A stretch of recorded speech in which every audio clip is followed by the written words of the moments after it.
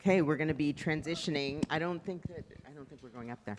We'd like to call forward the, in the spirit of what we just heard, the panel on elevating and listening to every voice, valuing all team members to promote health equity.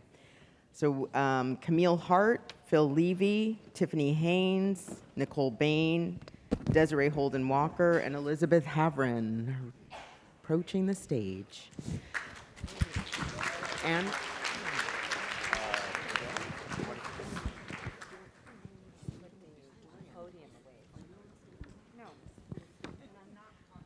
okay, Dorian, who is one of our super stellar staff in the RCC, who, for those of you who traveled last year, I think she handled every single travel arrangement for every person. Doesn't want to talk on the microphone today, but we do want to shout her out because this panel and the concepts that you're about to enjoy were really orchestrated in collaboration with the centers and with Dorian's leadership. And so I just want to acknowledge Dorian for all her hard work.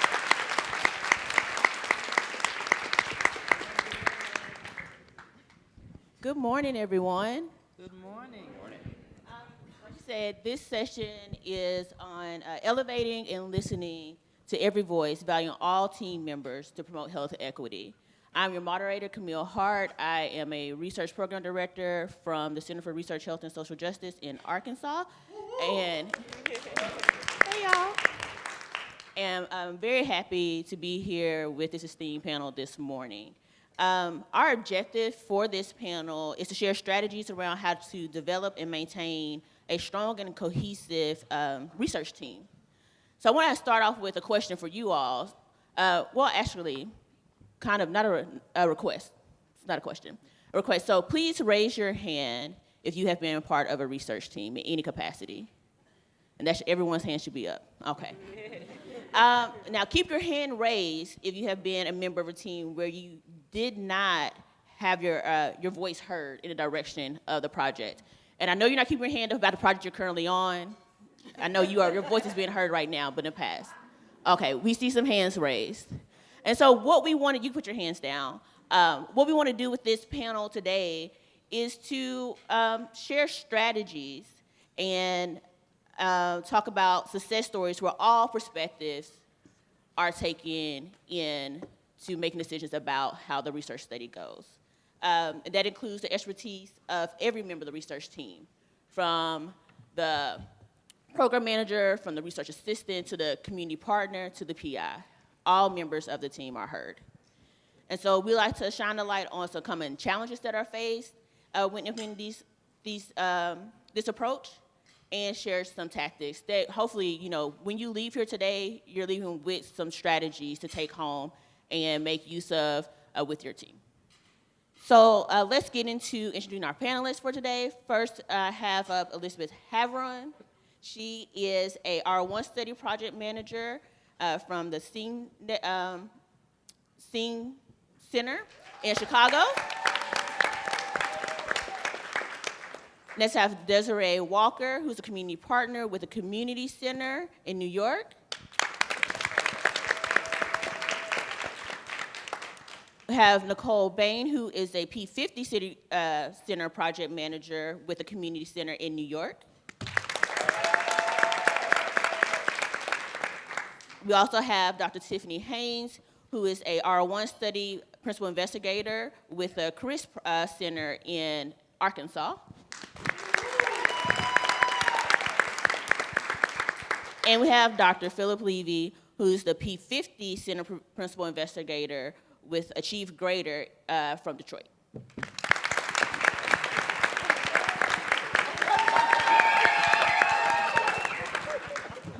So I would just like to note before we jump into the questions that all these questions were prepared for the panel, were generated from the program managers working group.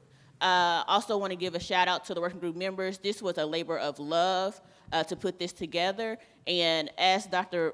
Rose mentioned, we want to give a shout out to Dorian. Dorian took this on and led us away. So can everybody give her a hand clap once again? Thank you so much, Dorian. Okay, let's get started with the questions. Nicole.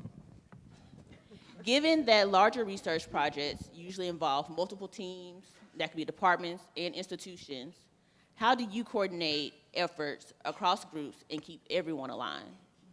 Yeah, I get to start off with a huge question. Thank you all again. This has been an incredible meeting, and I'm really honored to be here on this panel.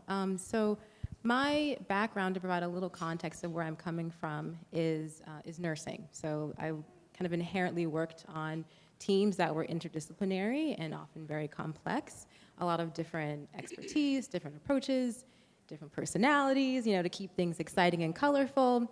There's the common goal of high quality patient care, but everyone's approaching it from a slightly different angle.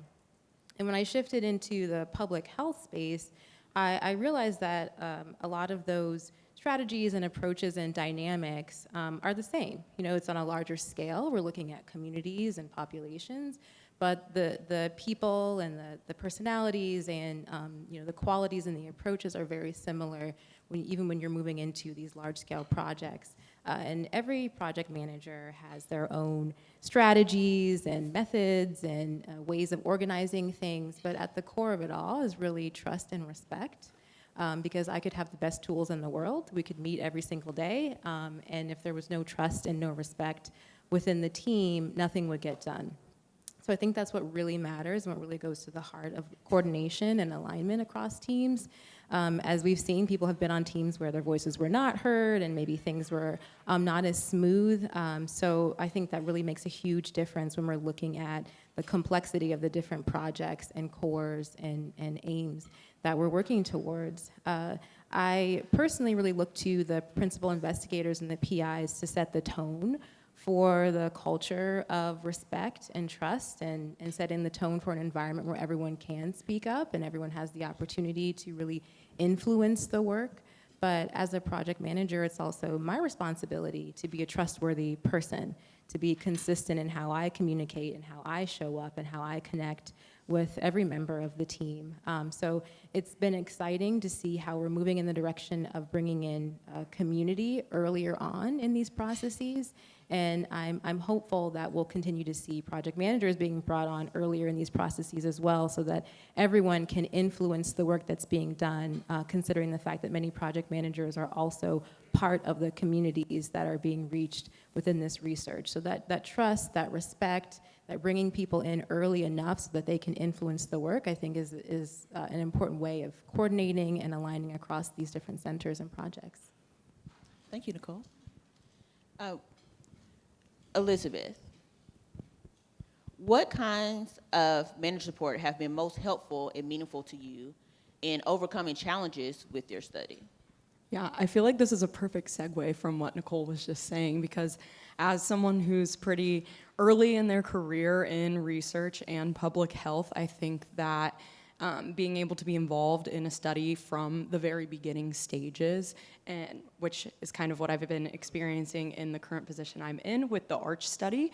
I was brought on before we even got funding and when the initial documents and plans for the study were being involved. So I feel like the key has kind of been exposure. I feel like that's a really important word for this, being exposed to every part of the kind of project, the documents that are being created, the talk of, what sort of interventions we're going to be looking at.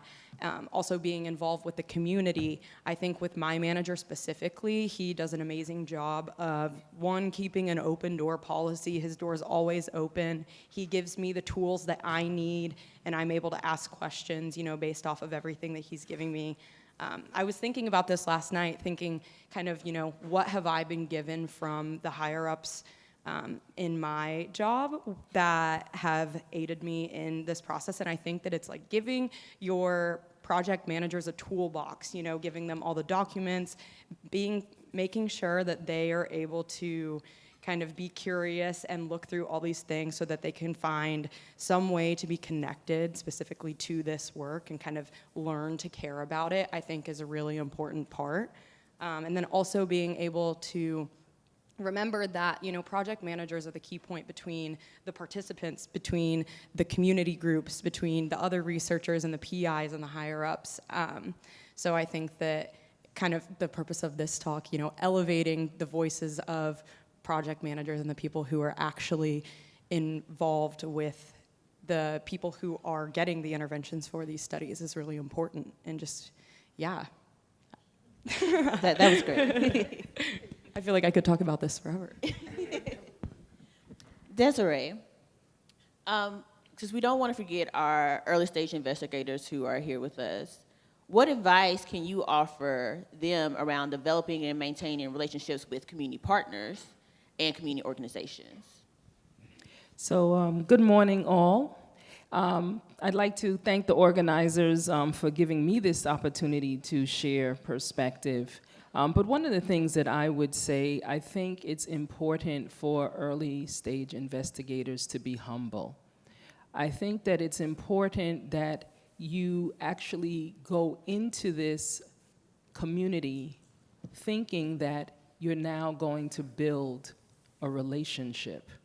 And I know oftentimes, and some of us don't want to be judged, so we'll say we don't go to bars and we don't scope the people in the bar to see what's of interest. But the truth of the matter is we do.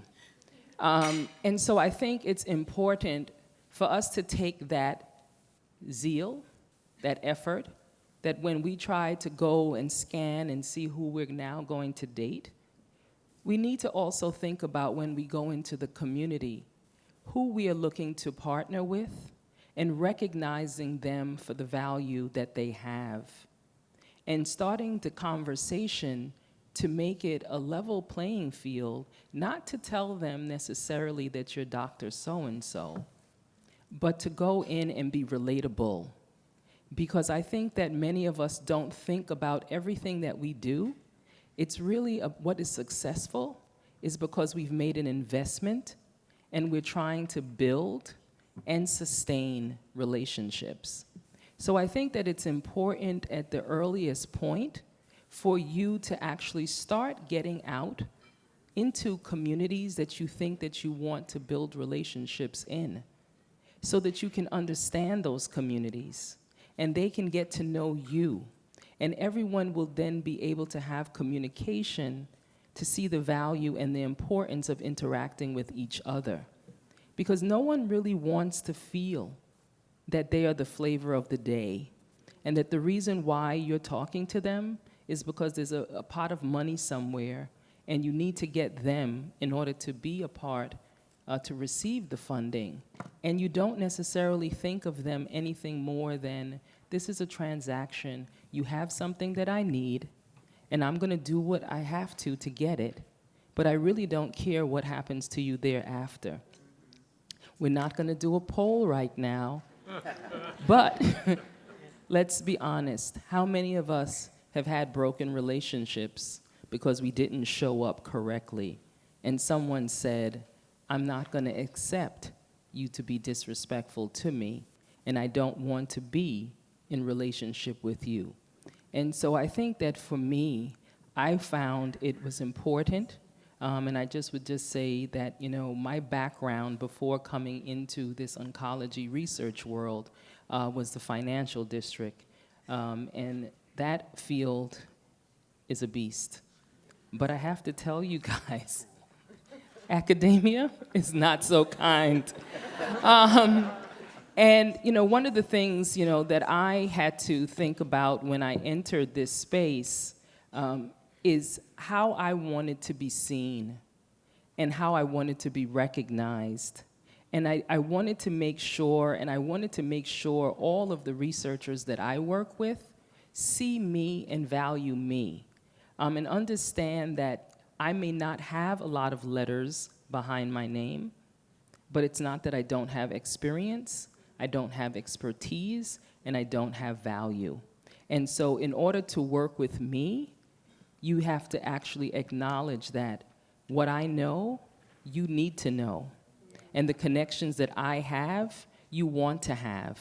And so understand that I don't come with an empty basket looking for you to fill it.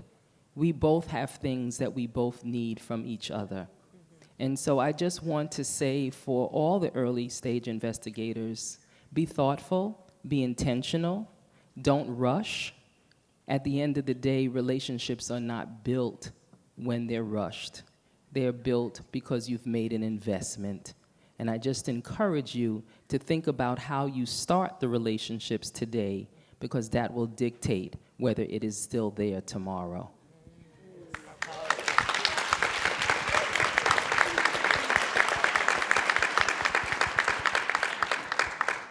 Before we move on, I actually want to ask you a follow-up question to that. And I don't know if it's possible, but I know for me, it's always helpful to have like a concrete example of what needs to be done. Can you offer like a concrete example of how someone has shown like your value in incorporating you throughout the process, like what you just spoke about? So I would say that one of the instances, I had a researcher, someone introduced me to a researcher, and he was thinking about applying for funding. And he, called me to discuss it. And one of the things he said, oh, well, I'm budgeting, and this is not the facts. This aspect is not the fact. I'm budgeting, 10 hours for you to do, what I'm asking.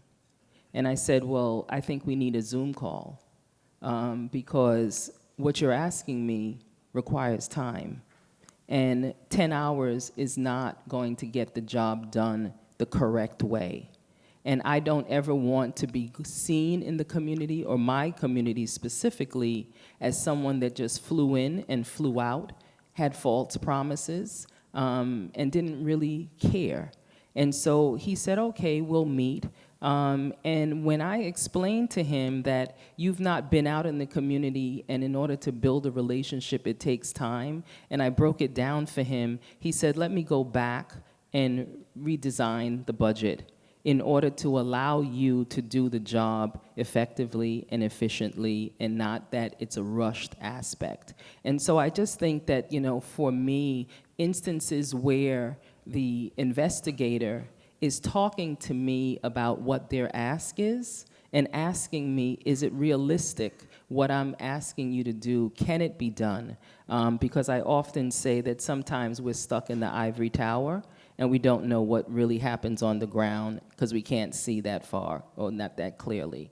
And so I just think that an example is, communicating, asking, not making decisions, and then telling me what is going to happen, but have me be a part of what is going to be done and what's being proposed. And being open to change, right? I think we have learned that we often have to pivot. We may have ideas in terms of doing something, but the reality is when we get started, we realize it's more complex. And we have to be open to pivoting. We have to be vulnerable to say, wow, I didn't get that right, but how can I fix it? And I think that we have a society where we tell people you shouldn't be vulnerable to others because they will see your vulnerabilities as weakness, but that's not really the case. If we're all vulnerable, we can actually get closer and be more impactful and get more done.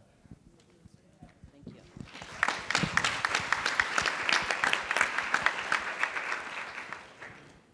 Okay, Tiffany, like I just said to Desiree, like I like concrete examples, as you know. If I don't understand it, it's probably not gonna get done until I understand it. Can you describe some tactics or habits that foster successful working relationships between the principal investigator, research staff, and community partners? Good morning, everyone. I feel like Desiree could just drop the mic and we could all sit down. But I'm gonna echo some of the things that she said, because I feel that what we do, how we do good community engagement is the same thing that we should be doing across our entire team. So if we are not engaging our entire team, then what we're doing in the community is just lip service. Everyone has to be able to, has to be engaged, from project managers all the way through. So one of the things that, ways that we do that on our team is we value people for who they are and not for what they bring to the table. So you are valuable to our team because you are a person and worthy to be heard and worthy to be valued, not because you're a great project manager or you're a great community partner or you have these relationships. And so in order to value you as a person, I have to get to know you outside of the room. So I can't just have meetings with you and say we're going to build a team. We have to do things that are outside. So one of the things we do is our team building things. And if you want to learn your team, go to an escape room, go play some bowling, go do some games. The competitive nature of your team will come out, and you will learn things about them. So we do that. We also have a question of the day. And I will be completely honest, I am not a fan of icebreakers. I know that they're important. I'm just not a fan. And we do an icebreaker at every single meeting. What do we do? A whole question of the day. And we get, some of them are deep, some of them are not so deep, but we learn things about each other. And that's how you build that relationship that Desiree was talking about with our community partners. You build it with your entire team because you get to know them as a person. It also allows me to be able to follow up on things like, how's your family doing? How are these things going? Have you taken PTO this quarter? Because I haven't received any requests. All of those things are things I'm able to say because I know them as a person, not just as a staff member or as a partner as part of the project. After we do that, after we realize that everyone has a right to be heard, then it's my responsibility as a leader to make sure that their space is safe and that it can be brave in that space. So that means I have to ask specifically, what do you think about this? And decisions aren't made until everyone is heard. So that gives us time for people who don't want to talk in a meeting to come and talk to me afterwards, to send me a text. However you want to communicate, it gives you time. I can't just move on with a decision. So we make those decisions as a group. We make our shared purposes together. So what is it that we want to accomplish outside of what we wrote down in the grant? What do we want to accomplish that's out in the community? What do we want to accomplish in terms of outcomes? So we're all on the same page and we're all working together. And building people, and allowing people to work in their strength. People are going to feel valued when they're doing what it is that they know they're good at and what they like to do. Now, that's not to say that everything that we do and everything I ask people to do is going to be what they like. But when I have an opportunity to say, I know you're good at this, I know you like this, can you do this part? They're going to feel more value because now they just see that I see them, I see what they bring, I see them as a person, and I'm trying to match that with them. So, so we know them as a person, we build that space in our workplace to be able to function together as a team and with our strengths and to feel like everyone is heard. And then after that, I think that one of the things that we have been really great at doing as a team and what we're doing is just really being able to lead by example. And so that means that when I'm asking people to do things, that I'm willing to do that too. That I am willing to go out into the community and make, do things together, and we're out there and we're meeting people and we're doing all these things. And so that also means that they see me as a relatable person. I'm not just saying, here, go do this. I'm also trying to do it with you. And so one of the things that does is that it makes build the trust between our members of the team. So they can trust me, so they can come back to me and say, this isn't working. And I can say, okay, I see what you mean because I also saw that this is what happened out there. And then once we do that, I have to be intentional about making sure I take their feedback and incorporating it into change. So people do not feel valued just because I invited them to say something. They feel valued when I invited them to say something, I heard them, and I made changes when I could. And so I have to be very intentional about if I ask a question about, does this poster look good? Is this the way we should go out in the community? That I don't just say, okay, I heard you, and then we move on doing it the way I want it to be done. Because then people are not going to feel valued. And I've been on teams where that has happened, where you're just like, oh, you give me feedback, and then nothing changes. So you have to be very intentional about that. So that means you have to be open and transparent about what changes can be made and when you can't make those changes. And then lastly, I think making sure that you never miss an opportunity to show appreciation. Not just tell them that you appreciate them, to show them that you appreciate them. And now I tend to be a words of affirmation type of person, so I am all about, oh, you did great. But being able to show them, they told me they like their stuff to come with money, and that if I want to value them, I need to make sure their salaries show that they're valued. So I had to go out and advocate for raises from team members to show them I do value you and I value what you bring to the team. And I'm not just giving you lip service, I'm putting my work behind it. So those are just a few examples of things that we've done to kind of make sure everyone feels valued. Thank you for those examples.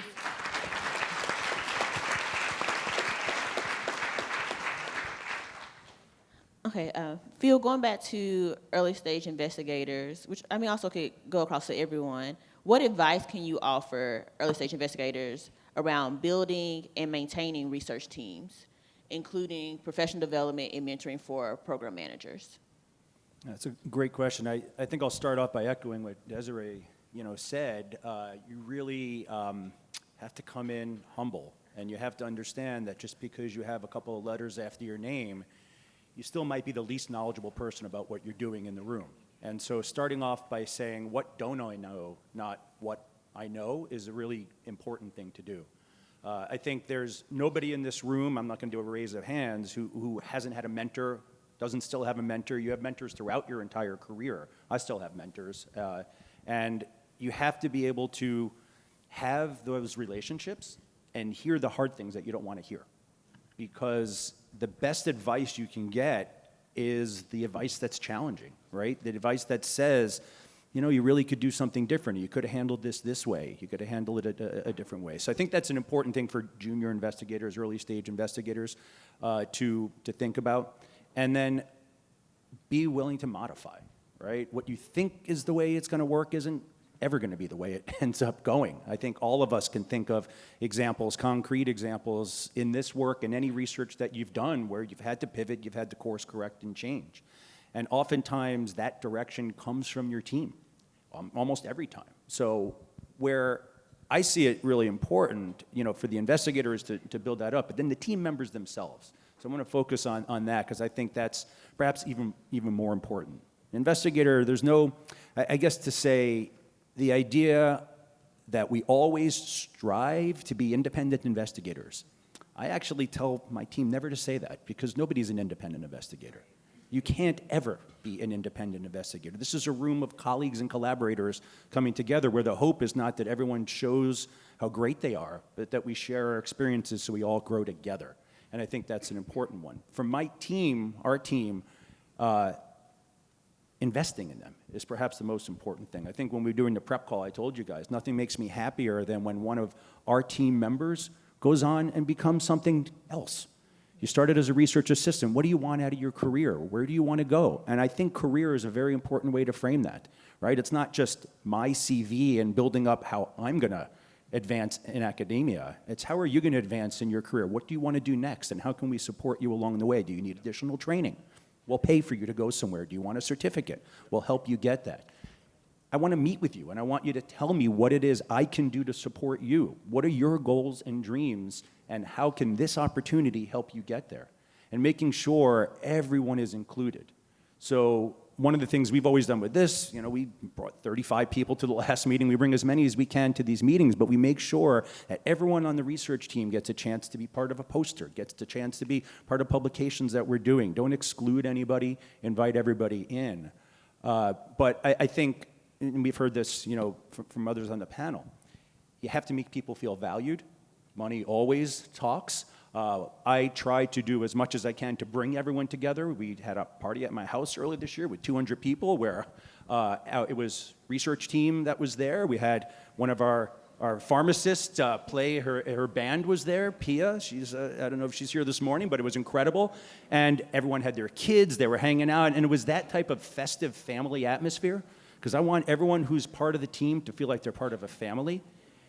Our team doesn't have a lot of turnover because I won't let anyone leave. No, that's not it. But no, we don't have a lot of turnover because I think people feel like they're a valued member and that they know they can come to me at any time with a problem, whether it's related to research or personal, and they're going to get the support they need. You need time off, take time off. You need support to go do something, go do what you want, right? But just know that at the end of the day, whatever happens, if there's accountability to be had, it's going to stop with me.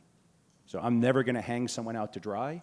And even if somebody messes up horribly, I'm going to be the one that takes responsibility because that sets a precedence going forward. And that's one of the best things I think early stage investigators can learn is that the buck stops with you. Thank you. Yeah, where's my clap? Come on, guys. So this question is for the full panel. Please give examples of how you manage competing priorities and work-life balance to reduce burnout, or help your staff manage competing priorities and work-life balance to reduce burnout. And so if you can answer the first part, and if you're going to answer the second part, also answer the first part, because we need to know how you manage that too for yourself. I'm happy to start because I believe in preventing burnout. It is my superpower. So one of the things that I do for myself and what I encourage for my entire team is that we take breaks. We do community work. You're out there on Saturdays and Sundays. That means I do not expect you to be back in the office at 8 o'clock on Monday doing something. You need time to rest and recharge. I need time to rest and recharge. when they go on vacation, I tell them, don't just put your time in because I will approve that and I will forget you are gone. So put it on my calendar that you are gone so I know not to contact you. And then remember, when I'm gone, I don't even want to know you exist other than if you call to tell me happy birthday or something like that. I want nothing's going to happen that's going to burn down before I get back. And so I have incorporated that with them that, vacation time is sacred and we protect it. Our breaks are sacred and we protect it. And we don't just wait to take 2 weeks at the end of the year. Every quarter, I'm going to ask them, who has taken PTO? I haven't seen your PTO come through. Have you taken it? Let's take a break because it's time. It's that important because I value who you are. I want you to be well. I want you to be okay. I want you to be taken care of. And so that's another part where I lead by example. They watch me do it, and I encourage them to do it as well. I was going to kind of piggyback off of something that Phil said, which I think you kind of were talking about fostering like an environment where growth is encouraged within a team. And for me, at least, I'm a person who is constantly thinking about like, oh, what am I going to do next? Like, I'm enjoying my time in this position, but what am I going to do after this? And then what am I going to do after that? And I'm constantly thinking about these things. And I think that when you have people on your team who encourage you to, while you're working and doing things, who are talking to you about, hey, do you want to complete this certification? Do you want to go to this conference? Things like that. And also just talking about like, what are your greater career aspirations? I think, in my mind at least, helps me reduce burnout because I feel like I'm able to think about those things that I generally would dedicate to thinking about after work. I'm also kind of incorporating those talks into the projects that I'm on so that when I am at home, that time is for me to recharge and to do the things that I want to do that don't necessarily have to do with the research that I'm doing necessarily. But yeah, I don't know. I think that's just a really important thing that you were kind of saying that helps a lot for especially people like me who are in the early stages of their careers and are kind of thinking about next steps a lot of the time too. We can talk after about how you can come up to Detroit and we'll... Well, no, I'm kidding. I tease. I think... Come on. I am the chair of the steering committee, so just watch it. No, just kidding. I think situational awareness is incredibly important, right? And obviously it's not that great right now, but situational awareness is incredibly important. And so when you see people who are exhibiting signs of burnout or team members who just need a break, as you were saying, you gotta pull them aside, not in a rude or mean way, talk to me. What can I do for you? How can I help you? A lot of times, it boils down to, are you valuing them monetarily for what their job is? Can you make sure that people are getting paid what they deserve to get paid? We all know HR at universities can be very challenging, right? They have pay scales, and the pay scales are the pay scales, and oftentimes we have to figure out what can we do to modify that. Can we give you more responsibility? Can we do something with your job title? Can we think of things differently so that we can help? But unfortunately, the more you add, and that kind of contributes to some of the burnout. So I think it's really also being mindful about how many members are on the team and what can you do to bring in more people so that the workload can be distributed. Yeah, that's something that I was actually going to mention, just making sure that there's adequate personnel to get the work done. I think we've all been in spaces where there's an expectation for someone to wear 50 different hats and get everything done and meet all the deadlines. And when you're a type A person like me, you feel like you have to do it. You're like, okay, I'm just gonna make it happen. And then you don't even realize that you're burnt out until you're just so drained and can't get anything done. So I think making sure that there's enough people power to actually do the work is incredibly important. I'm really grateful to be on a team now where I can go to the PI that I work with and just be very frank with her and say, hey, I'm juggling these different things. Can we adjust this? Can we shift something? Is there another way to approach this? Because I want to make sure I do everything well, but I'm not going to be able to prioritize it all. And I've never had a moment where she was like, no, I expect this, or you have to do this. It's always, okay, let's figure this out. Let's sit down, let's think about this. What can we shift? What can wait? So I think being able to have those frank conversations and feel safe doing so is key to preventing burnout as well. Because I know that a lot of times faculty and investigators, their schedule is packed as well. They're going. So even the best leaders might not always notice exactly when someone on their team is falling behind or struggling a little bit. So making sure there's that safe space for people to approach the folks in charge and be able to sit down and say, can we talk this through? I think that really goes a long way in managing burnout. I don't necessarily manage staff, so I can't speak to the second part of the question directly. I know that's what the directive was, but I will say something that I really appreciate in our internal project managers meetings that my colleague, Dr. Judy Gomez, does really well is starting off with a check-in and making sure we have a chance to just how are you? What's something that's on your mind? How are you feeling? And for those of us who are very task-oriented, it's so grounding to come back to that space of, oh yeah, we're human beings. Let's really think about this and really share some things. And sometimes it's funny, sometimes it's silly, sometimes it's serious, but I appreciate that space of just relaxing into being a person and sharing person things and then easing into the work. So I think that I really appreciate that strategy that my colleagues have brought forward. So I would say for me, one of the things that I established, because I didn't always do this, is boundaries. That has helped me tremendously in order to be able to communicate what I am able to do and what I will not accept. And I know that that's difficult because oftentimes, we're taught that you should not say much. You just, if you want your career to advance, you just do what you're told. But there's a cost. And, I've unfortunately, had cancer. And cancer taught me that I need to understand that I am, although the body is something amazing, it can break down. And we don't want to learn that after the fact.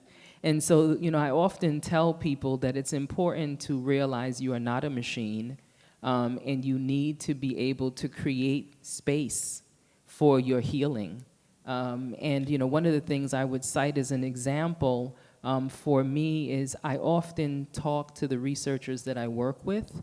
I speak to them often for the project, but at least, by the midway point of the year, I say, what are we looking at for what's to come?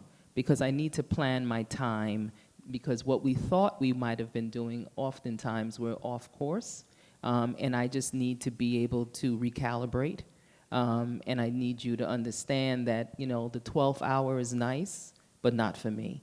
And so people will say that they realize that, I'm frank, but I think that, often we don't say what we feel. And then we expect people to know how we're feeling and treat us accordingly, and they don't. And so I just encourage people to be able to be honest and be open. But one of the other things that I would say is that, we've in the last few years heard a lot about mental health, which was not a topic that anyone talked about before. But I was very conscious, and I think that, your emotional intelligence also plays a role in how you show up in many spaces. And so one of the things that I had to do, which was definitely not my way when I was on Wall Street, was in the pandemic. I unfortunately lost 20 people in 2 months. And one day I was just like, I'm not good. And I said, I need to talk to every team that I'm working with and let them know right now, as much as I believe in this work and I want to do it, I can't show up the way you know me to show up. And I hope that you can understand and not judge me and know that I'm going to do the work for me to recover and heal so that we can continue to move forward together. And so I think that, it's oftentimes not what we feel comfortable with. We're often people that we want to always be comfortable, but we have to be uncomfortable at times in order to change and be a part of change. And so for me, I think let's talk about what's real, and let's not mask, because we're often taught that we should mask and never really present. Thank you all.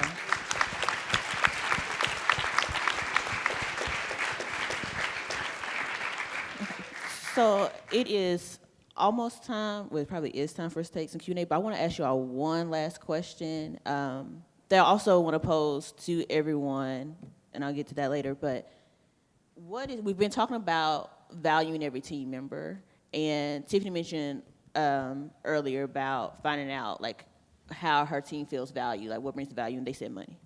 So besides money, what is something that makes you feel appreciated at work or on the team? I'll start at the end.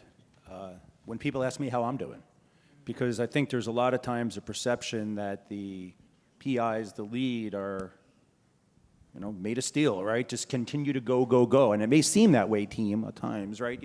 Always pushing you guys really hard. But the hardest thing for me, and probably for a lot of us, is to admit our own vulnerabilities and to let people know when we're feeling stressed. But for the team to come to me and say, how you doing? Why don't you take a little bit of a break? That really means a lot to me. And I mean, there's no rush if you don't have anything on mind now. This is a question we're posing to everyone. In the app for this actual panel, there's a poll there. You click on that poll. We would like for you to go there either right now or later and share how do you feel appreciated. And what we hope to do is to gather all those ideas from y'all and share them with everyone. So if an investigator's trying to figure like, how do I show appreciation to my team, they can look and hear from other people about how they felt appreciated. I was just going to say one of the ways that I feel appreciated, and it touches on what Tiffany spoke about, is when the teams that I work with will actually say, not only inquire how I'm doing, but also create a space where we can get together and socialize. Because I think that, you work better when you know who you're working with. Because at the end of the day, we're all great in various ways, but we all have moments, because life happens, where we can't show up. And if you don't know me, you won't be able to recognize that something could be going on where I'm not able to fully show up. And I do think that, yes, something that Nicole said, oftentimes we just are really trying to get to the deliverable and the ask, but sometimes we can't. And if we really are a team and not then we need to know how every player is so that we can all fill in the gaps when it's needed. So we're always moving forward, but everyone is not always moving at the same strength. I think that academia, you mentioned that academia is a beast, and it is. But sometimes we spend a lot more time hearing feedback that what you've done wrong. Every grant thing, there's a critique. In every paper, there's a critique. And you get all of this, what you've done wrong, what you could do better. So I always feel appreciated when people take the time out to just say, you did a good job. I appreciated that. I enjoyed this meeting. I enjoy working on this project. Those things make me feel like I'm doing a good job in an arena where you don't often hear that. I definitely agree with the words of affirmation thing. That was something that I was thinking about. And then I was also just thinking, kind of taking that a step further for me personally. I think showing that you, like we've been talking about, that you value your employees or the people on your team, and being able to see their worth too in contributing to the projects as a whole. I enjoy and feel valued in a team when I'm challenged or given things maybe that are a little bit outside of the scope of things that I'm normally working on. And because, my managers or other people on my team have been able to see, you have the potential to be able to do more complex things. Like, let's see, if you can do this. Like, kind of, as I talked about earlier, echoing Phil's comments on, just trying to have your team grow and progress their careers. So yeah, being trusted with complex issues. And I think for me, it's the little things. It's just always nice. Sometimes I'm at work and, my PI is there and she's like, oh, look, I brought you this sandwich. And I introduced her to this sandwich from this local deli, and now she loves it. And so every time she's in the office, she's like, I just thought of you because we love this sandwich. This is our sandwich together. So just little things like that where you create these connections and people remember it and it's important to them, it's important to you.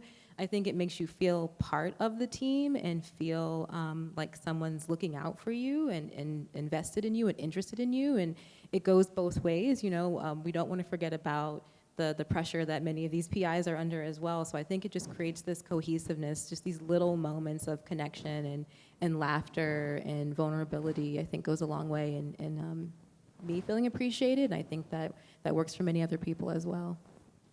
Well, thank you. I want you all know that you are appreciated today for doing this with us.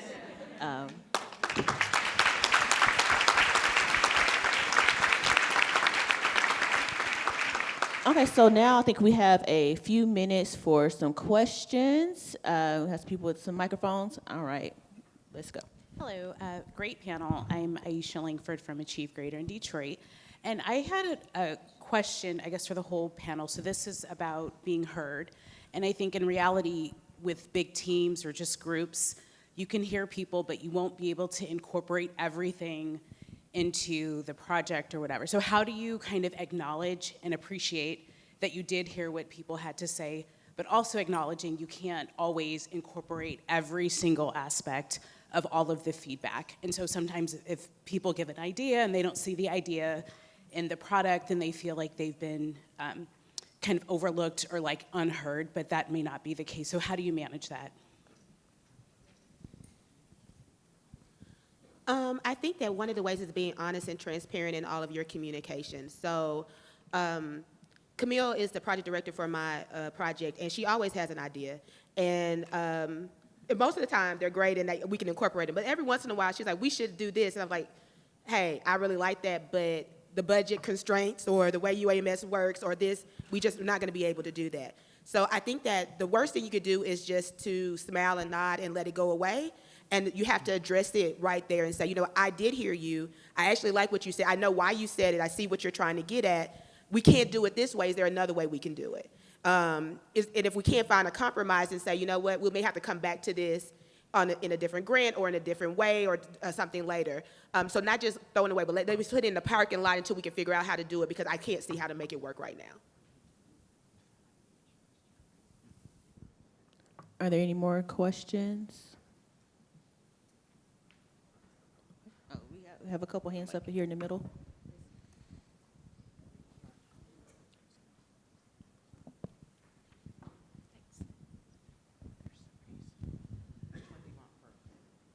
Oh, you can go right here. Hi, my name is Anna. I'm with the CAPE team at Rutgers. I was curious about, other than creating a safe space, what are explicit systems for feedback that you have either experienced or implemented yourselves? I mean, I think this maybe is a basic answer for this, but regular check-ins and like just having a standing time where the intention of the meeting is truly just reflect on how things have been going with specific programs in, the past week, or if you do that bi-weekly, things like that. I think that having that just really allows the conversation to kind of flow and to be like a normal thing that people are thinking about. So I think that gives powerful feedback from all members of a team when you have that. I'm sorry. I was just going to add that I have made it a practice to have frequent check-ins with all the PIs that I work with. This is outside of the regular team meeting. One, to help them to understand something from a community perspective, because I think sometimes there's things that are said in meetings that aren't necessarily as welcoming or don't necessarily make for the community partner, the patient advocate, research advocate to feel included. And instead of just blowing someone up in a meeting with comments, I use the one-on-one to share perspectives with them so that we can also look to strengthen how we work together and also give them an opportunity to then go back in the team meeting and reflect on something that may have been said or overlooked, and how we could, as a team, move forward. To add a little bit, in all the meetings that we do, and there's always going to be people who are silent, people who don't feel that they can or should contribute at that moment. I make it a point to ask everyone before the meeting is done, how do you feel about this? What are your perspectives? Some people, it puts them on the spot a little bit, but again, that's part of growth and everything. I think the other important thing is to make sure meetings occur without me or higher leadership in those meetings, so that there isn't that potential intimidation factor where somebody doesn't want to speak up because they don't want me to hear what they have to say. And just to quickly add to that as well, I think there's also sometimes people may feel more comfortable speaking up to maybe me and maybe not someone else. And so being able to be maybe a liaison or an advocate, or kind of talk through how to navigate certain things. Because everyone, even if you all get along in your team, there are going to be individuals that maybe you feel a little bit closer to, that you might speak to first before bringing up your concern or, you know, asking for feedback elsewhere. So I think it's important to identify those folks as well, that you feel safe talking to sort of strategize, and then taking it up a little further if you want to bring something up in discussion or ask questions or express concerns. And we have one last question. Do we have time for it? I was going to say two more appreciations that I think we need to shout out. One is to our moderator, Camille Hari.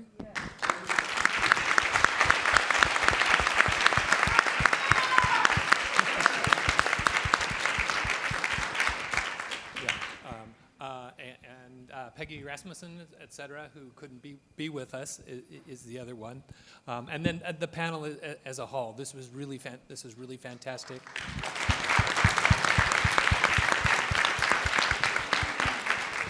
And the panel's comments on burnout and potential solutions and challenges is a really good companion to the panel on burnout and prevention that we're going to have later this afternoon at 11:05. So thank you, everyone. We're going on a break now, between now and 10 o'clock or so, and then we'll start up our next two panels at 10:05. Future directions of HEAN will be in Atelier, and the community capacity building across the research continuum will be here in the ballroom.